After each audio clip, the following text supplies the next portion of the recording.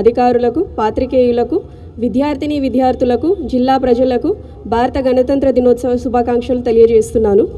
మన దేశ స్వాతంత్రం అనంతరం స్వయం పరిపాలనకై భారతరత్న డాక్టర్ బిఆర్ అంబేద్కర్ రచించిన రాజ్యాంగం ఫలితంగానే 1950 జనవరి 26న మన దేశం గణతంత్ర దేశంగా అవతరించింది. దీని ఫలితమే నేడు మనం 77వ గణతంత్ర దినోత్సవ వేడుకలను జరుపుకుంటున్నాం. దేశ స్వాతంత్రం కోసం తమ జీవితాలను త్యాగం చేసిన అమరులకు, రాజ్యాంగ రూపకర్తలకు ఈ సందర్భంగా జోహార్లు అర్పిస్తున్నాను. ఆధునిక శాస్త్ర సాంకేతిక రంగాల్లో గణనీయమైన అభివృద్ధితో శరవేగంగా ప్రపంచంలోనే ప్రత్యేకతను సంతరించుకున్నది మన భారతదేశం. దేశంలో ఏ రాష్ట్రంలో లేని వినూత్న అభివృద్ధి, సంక్షేమ పథకాలతో అనతి కాలంలోనే అన్ని రంగాల్లో అగ్రగామిగా నిలిచింది మన తెలంగాణ రాష్ట్రం. ప్రభుత్వ పథకాలను అర్హులందరికీ అందించి అన్ని రంగాల్లో హనుమకొండ జిల్లాను అగ్రగామిగా నిలిపేందుకు అహర్నిశలు కృషి చేస్తున్నాం. రాష్ట్ర ప్రభుత్వ అభివృద్ధి, సంక్షేమ రంగాల్లో మన జిల్లా పురోగతిని ఈ సందర్భంగా మీకు తెలియజేయడం నా కర్తవ్యంగా భావిస్తున్నాను.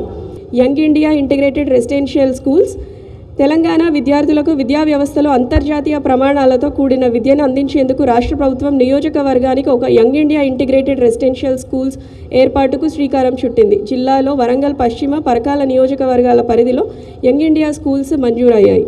జీడబ్ల్యూఎంసీ స్మార్ట్ సిటీ వరంగల్ మహానగర పాలక సంస్థ ఇంజనీరింగ్ విభాగం ద్వారా 2025 ఏప్రిల్ నుండి ఇప్పటి వరకు 206 కోట్లతో 1282 వివిధ అభివృద్ధి పనులు చేపట్టడం జరిగింది. ఇందులో 725 పనులు పూర్తి కాగా మిగిలిన పనులు పురోగతిలో ఉన్నాయి. హైదరాబాద్ నగరానికి దీటుగా అభివృద్ధి చెందుతున్న వరంగల్ మహానగరంలో అండర్గ్రౌండ్ డ్రైనేజ్ కొరకు రాష్ట్ర ప్రభుత్వం 4170 కోట్లు కేటాయించగా డిపిఆర్ తయారు చేయడం జరిగింది. త్వరలో టెండర్ ప్రక్రియ మొదలు పెడుతున్నాం.